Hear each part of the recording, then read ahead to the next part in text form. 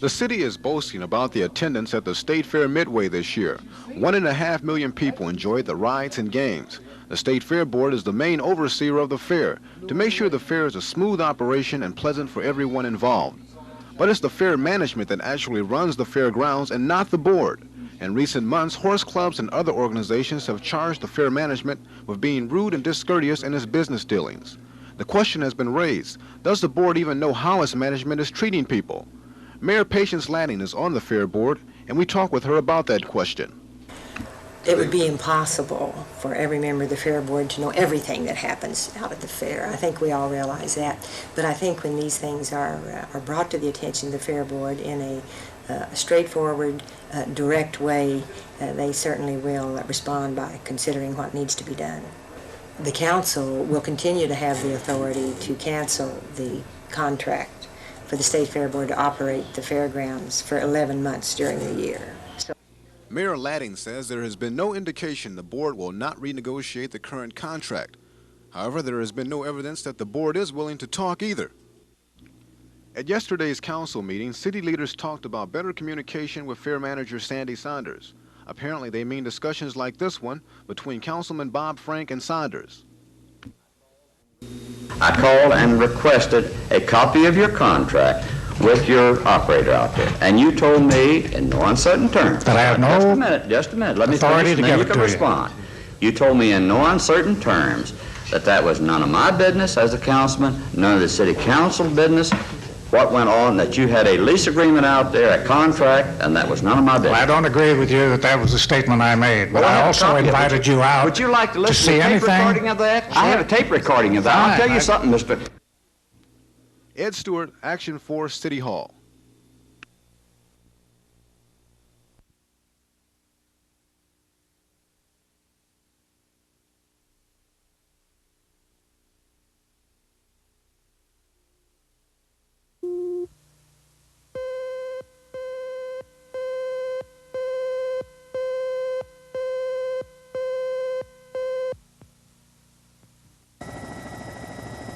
Witnesses say everything was normal on the Maintenance Oil Company well when suddenly natural gas began escaping and then erupted into flame.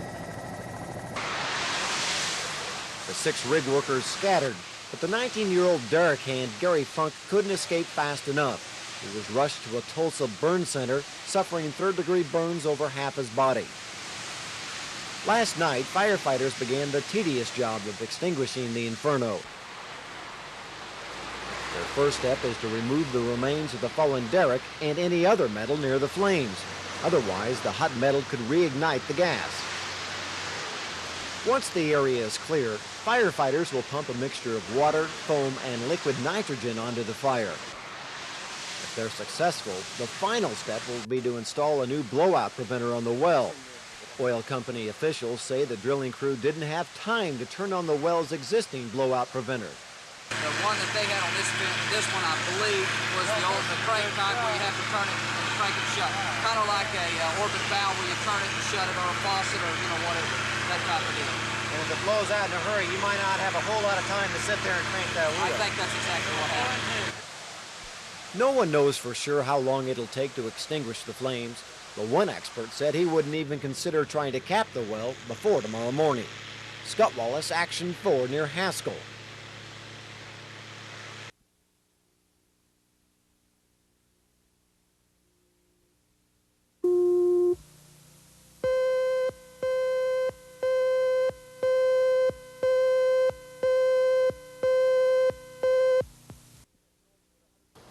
Yes, George, we're at 164th and South Broadway between Moore and Norman, where a major phone cable has become waterlogged and is shorted out. Ron Demery with Southwestern Bell. What's going on right now? Dig up the phone cable and then what?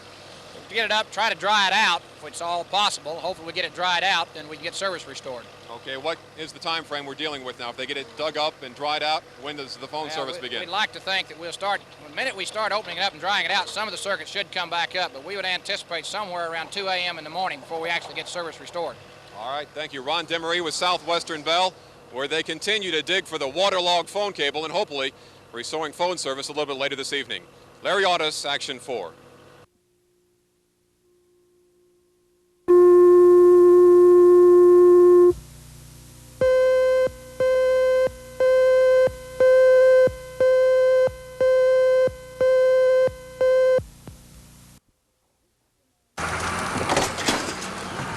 This is the man that police had reason to believe was involved in the disappearance of 13-year-old Cinda Pallet and Charlotte Kinsey. Two teenage boys first drew this composite drawing of the man the girls were last seen with, and then later, when shown this picture from a carnival ID badge, said it was the same man. That man checked out to be 36-year-old Don Corey. But today, that evidence fell apart when Corey could not be identified by the boys. Oklahoma City Police Department conducted a lineup today in which 5 people, similar builds to Mr. Corey and similar facial features, were placed. The 2 boys who had ridden with the man who was with these girls viewed the lineup with their parents present, with their fathers present, and neither of the boys were able to identify anybody. In addition, Ravitz says he has strong reason to believe Corey was out of state the day the girls disappeared. I can confirm that he was out of state. I want the police to check it out before we let it known as to where he was. If charges are dismissed against the only suspect in custody, how does this affect the families of the 2 girls? Up to now, they felt hopeful that Corey was the key in cracking the case. If they're absolutely sure, beyond a doubt, that he is innocent, then that's fine. I have no objections at all. And but my objections come in to the time. There you go. I'm back to the same thing, to the time that they have wasted in involving this whole ordeal. There's got to be somebody that saw him.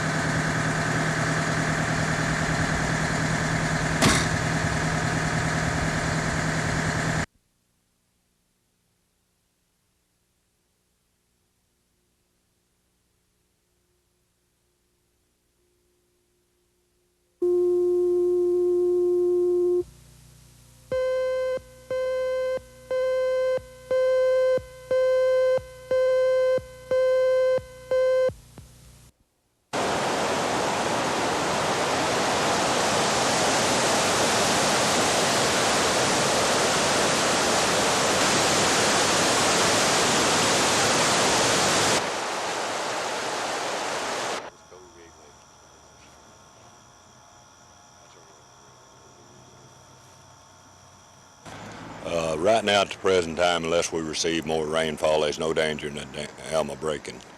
The water level now is descending. It has went down approximately about 6 to 8 inches. Unless we receive more heavy rain, there's no danger in the dam at all.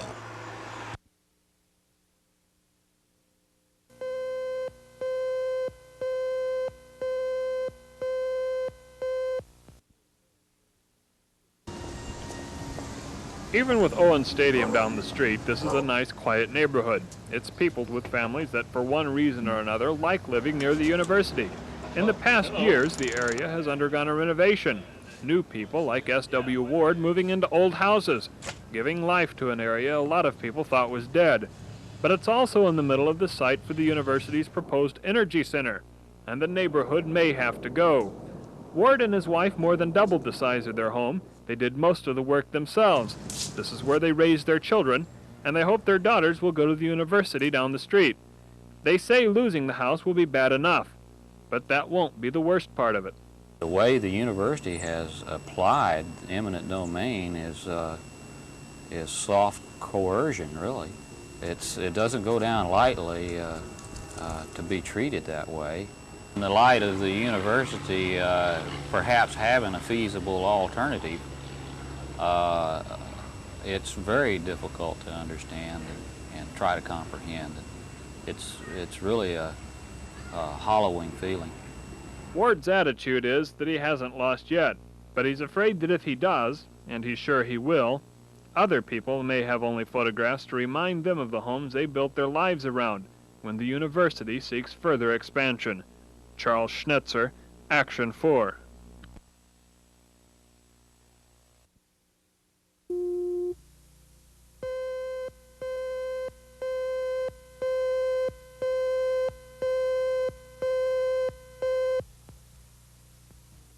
Combining the elements of murder, mystery, corruption, and two of the finest actors around, True Confessions is a powerful and dynamic movie.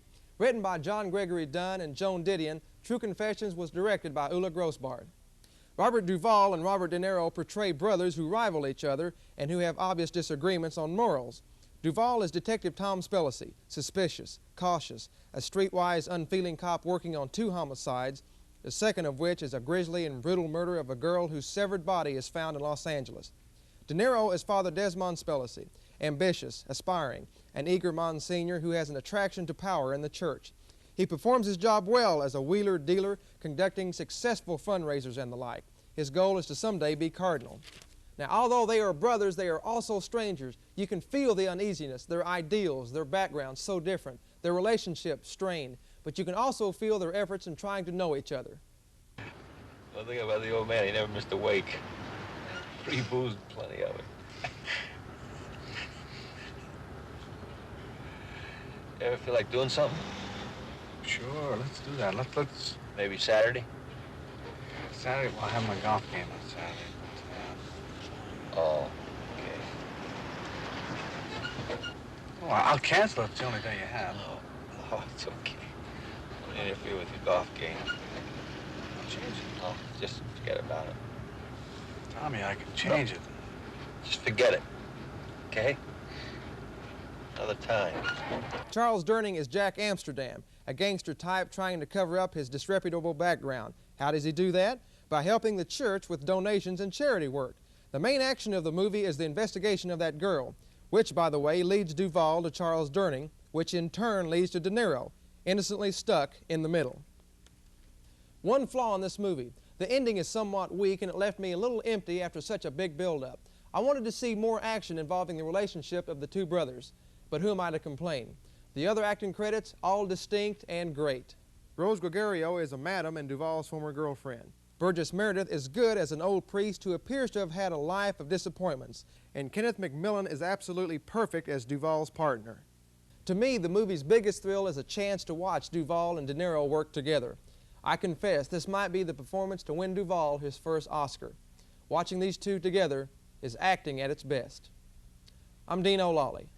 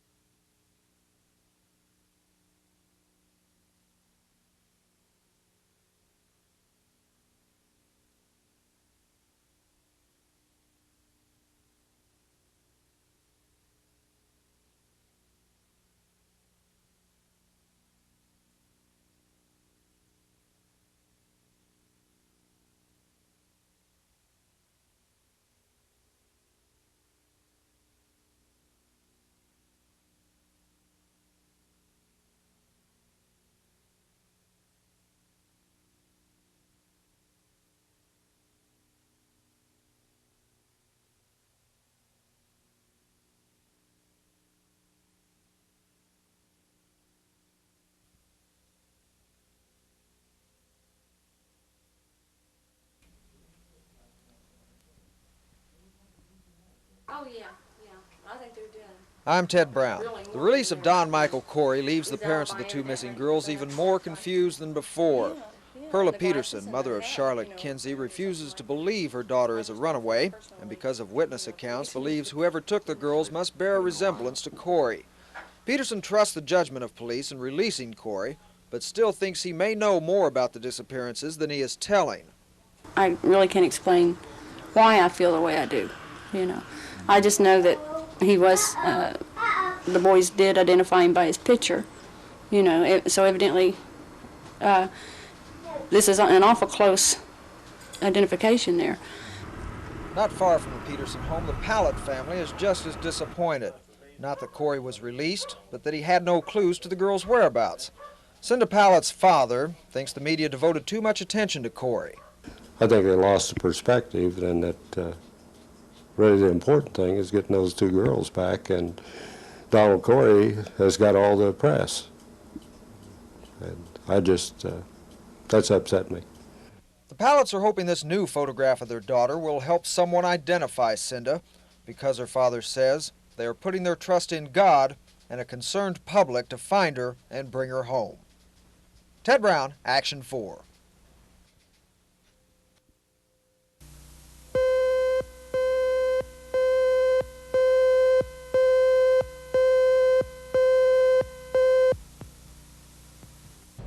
Corrupt county commissioners are not in short supply in the state of Oklahoma.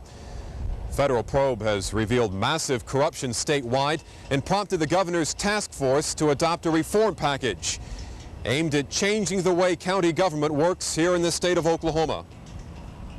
Recommendations made by the governor's task force will have to be approved by the legislature, but if they are approved, county government will be changed drastically and county commissioners stripped of their power.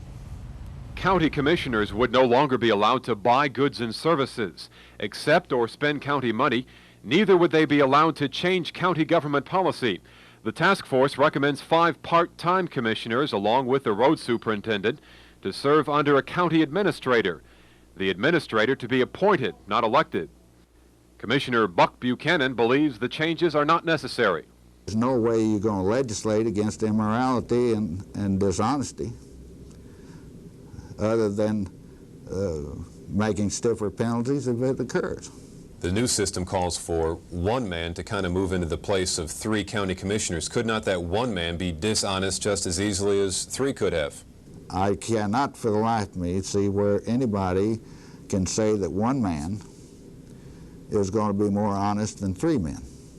Buchanan believes the legislature should be acting as a watchdog over county government, not changing the whole system.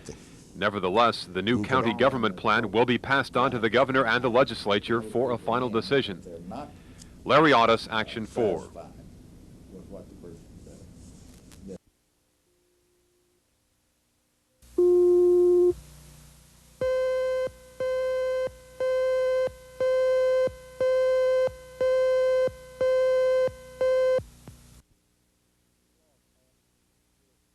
He lost half of his foot in the service, and that's what kept him in the hospital. He had like 26 major surgeries on his foot, and he did tell me that they kept him just super doped up a lot while he was in the hospital. And then when he got out, he felt like he couldn't live without it. If he hadn't got the help today from y'all as far as getting into the hospital, he'd probably went out and done something. Probably tried to take his life.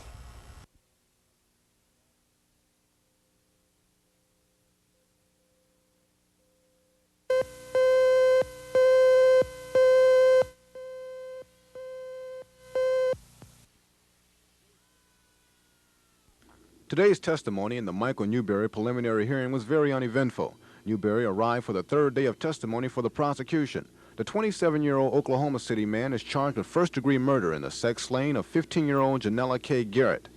A native of Marshall, Garrett was found beaten to death last summer, a day after she was reported missing. The bulk of today's testimony came from OSBI chemist Ann Reed. She told the court hair found on Newberry's truck could be that of the Garrett girl. Reed says more time is needed to make a more definite conclusion.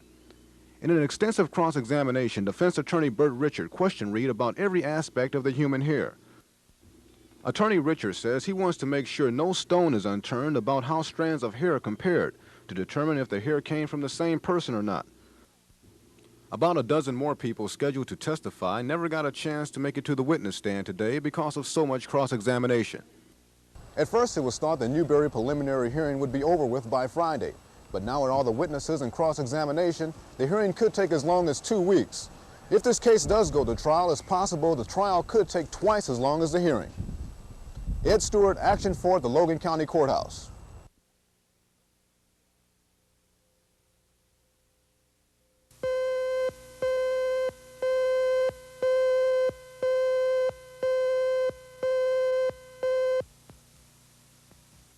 General Bolger by issuing him a copy of the proclamation that we have issued, and also be there to give you my greetings in person. However, we find folks on the outside of the building that turned out. Has to be inside Tom's accomplishments.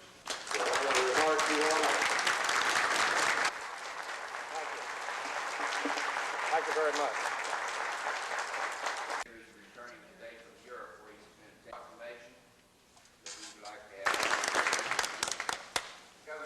We said in April 1980 when we filed for the rate increase that the 20-cent stamp was necessary. And we've been saying it since the Postal Rate Commission came out with their recommendation last February. We finally had to go through the various legal steps it takes to get it modified to 20 cents of where it belongs.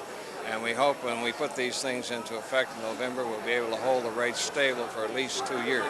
As a matter of fact, unless inflation gets completely out of hand, I feel very certain we can hold it for 2 years. But that's been our position all along.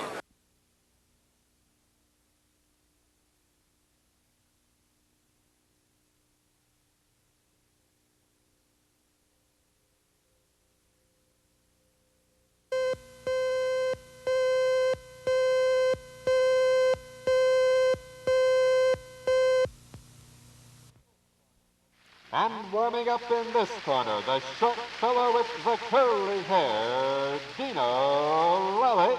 We've got a movie about two female wrestlers, a tag team. Tag, you're it. Not that kind of tag. Anyway, they're called the California Dolls. And not only can they wrestle, but boy, are they attractive. Take a look. Vicki Frederick and Lorene Landon. You and I know there is a market, an audience out there for this type of picture. The idea of good-looking women wrestling each other appeals to a lot of people. But as a movie, what does it do? Well, nothing really. I'm almost afraid to admit that at first I did like it. But while driving home, I really thought a lot about it, and I felt tricked. The movie is a letdown. It tries to grab you like Rocky, but fails in doing so. Peter Falk, shifty, seedy, self-seeking, is the doll's manager. Now, I think Falk is a good actor, and in this film, he does deliver some great one-liners as only Peter Falk can. The main action of the movie is the girls' rise to the big time with Falk leading the way. The three do have their differences, especially when Falk lines up a mud wrestling match. Seriously, this is a career move. Rolling in mud is a career move? Very important, because it establishes a new price for us. We can point to a contract. We got it here in black and white. We're getting $500 a night. Forget it. It's not like anybody's going to see it, sweetie.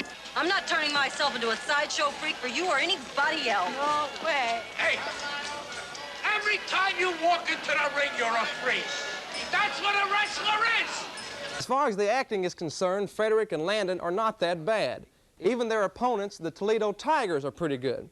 If you like lots of bodies flying all over the place, then this picture is for you. I got tired of it after a while. The big match at the end between the Dolls and the Tigers is held at the MGM Grand Hotel in Reno. Isn't that a coincidence that the match is held at the MGM Hotel and this is an MGM movie? Oh well. All the Marbles had the potential for a good offbeat comedy, but it goes down for the 3 count. Now I'm ready to go wrestle.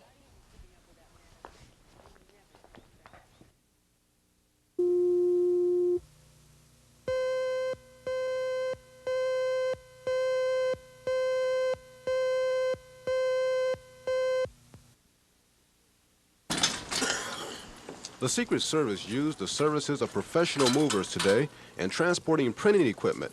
A home in Moore was being used to print counterfeit money. Authorities have arrested Bruce Hennigar, Sandra Edwards, Justin Miller, and Rita Ellis in connection with making the bogus money. At the time of the arrest, agents seized more than $200,000 in counterfeit $100 bills and later found more than $1 million of fake money at the Moore home, all $20, $50, and mostly $100 bills. There is one major flaw with the phony money. The paper is is a very distinctive, the genuine paper being 100% rag content, and the paper that was used on these bills is probably a 25% rag content.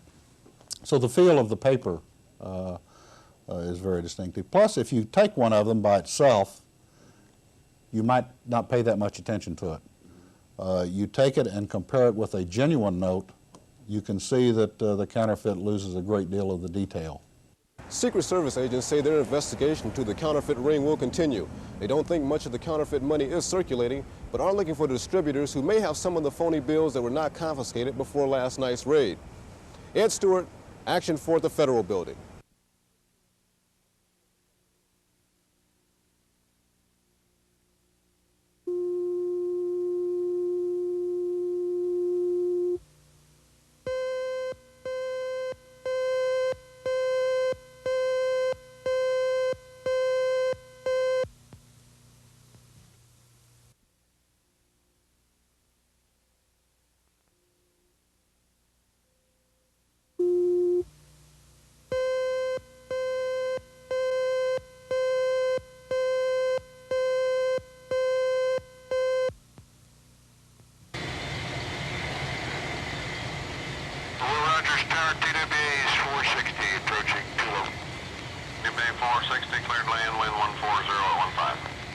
It's been nearly 3 months since PATCO union air controllers directed traffic in Oklahoma City or anywhere else in the country.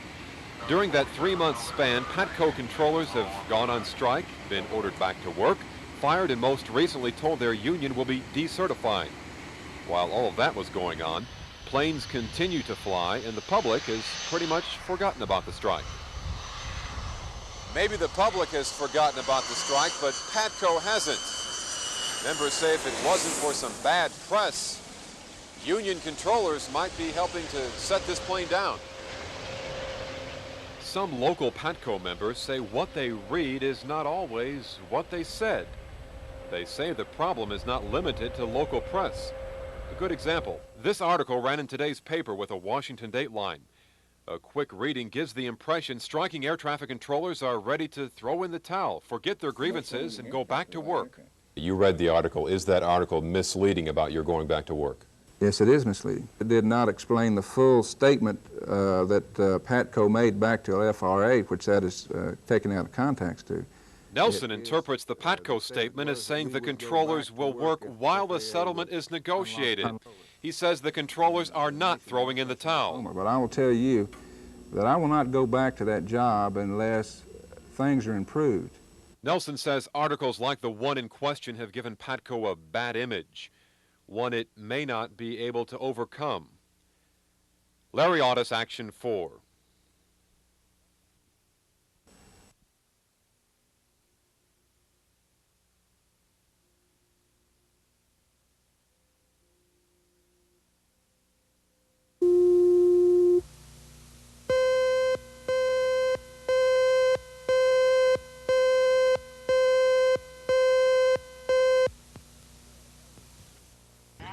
It seems there are always groups marching outside the state capitol on Lincoln Boulevard. Usually they march because their rates are going up or their benefits are coming down. But the group near the capitol today was walking for world hunger. The idea is a familiar one. The walkers locate sponsors who will pledge so much per mile, and then they walk. Well, not everybody walks, but the outcome and the spirit are the same.